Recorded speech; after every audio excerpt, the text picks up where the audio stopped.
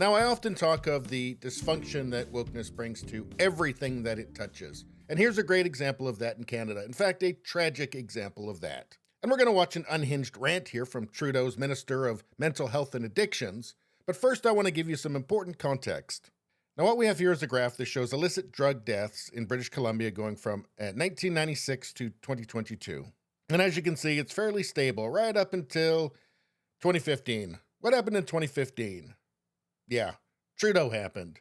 Not so great after that. In fact, a precipitous climb. And it started well before the coup. So I think it's fairly safe to say that Trudeau's policies, the policies of the Liberal Party in Canada, since he was elected, have been disastrous on this front. I mean, many other fronts too. But this one is particularly tragic because this is people dying. Now, Pierre Poilievre, the leader of the official opposition, the Conservative Party in Canada, is criticizing the Trudeau government for its disastrous policies. Here, Poilievre accuses government of contributing to addiction crisis with drug strategy.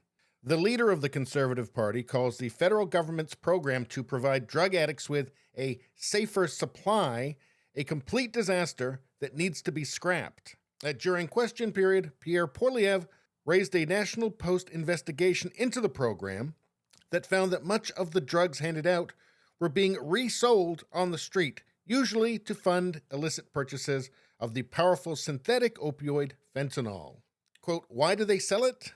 Because while it's powerful enough to get a high to begin with, it loses its strength with use, and it gets sold to kids, and the profits are then used for fentanyl. Quote, the only thing that's been exempt from the Prime Minister's inflation are the powerful drugs that are killing people because he's subsidizing them and flooding them into our streets. This is very typical of so-called harm reduction. It just makes it easier to get drugs and it increases the supply of them, all while feeding into human tragedy. Now, as for the policies, the harm reduction policies, I've made a number of videos about that, and you can check those out on my channel. So let's see what Trudeau's Minister for Mental Health and Addictions has to say. Mr. Speaker, we are pretty fed up with this fight against evidence-based programs that actually are saving lives. We cannot allow the Conservatives to take us back to the failed ideology of the past. Even Harper's advisor, Ben Perrin, thinks they're speaking nonsense. So just stop it and save lives. So this ideologue knows the same numbers I'm about to show you here, okay? Does not care.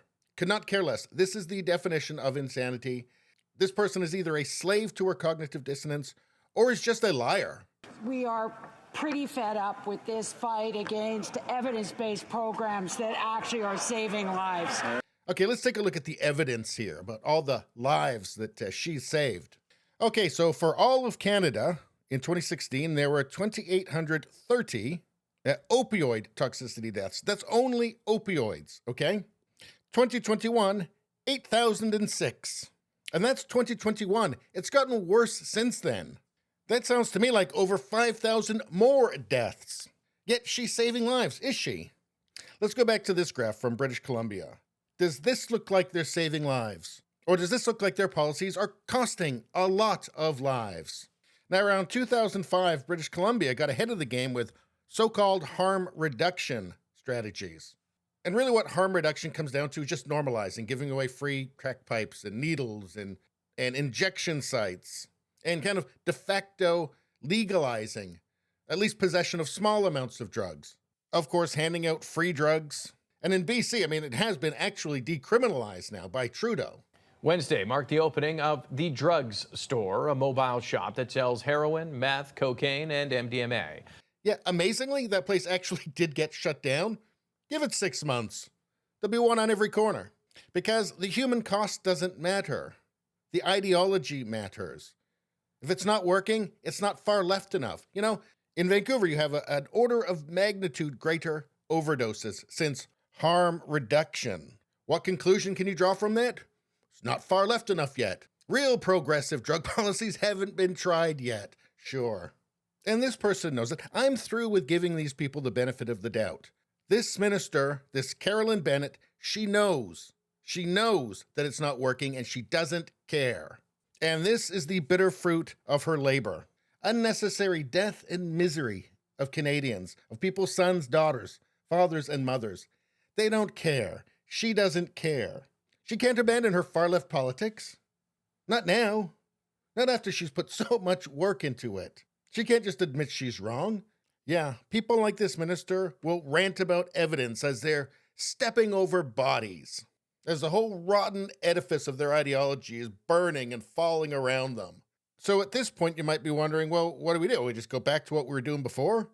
I would say yes, for now. Stop doing the thing that kills 10 times as many people and go back to the thing that kills 10 times less people, and then reassess the whole thing and then move from there. But we know one thing doesn't work. We should stop doing it.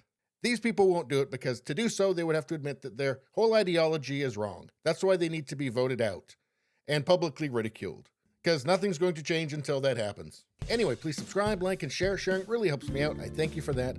I will see you next time.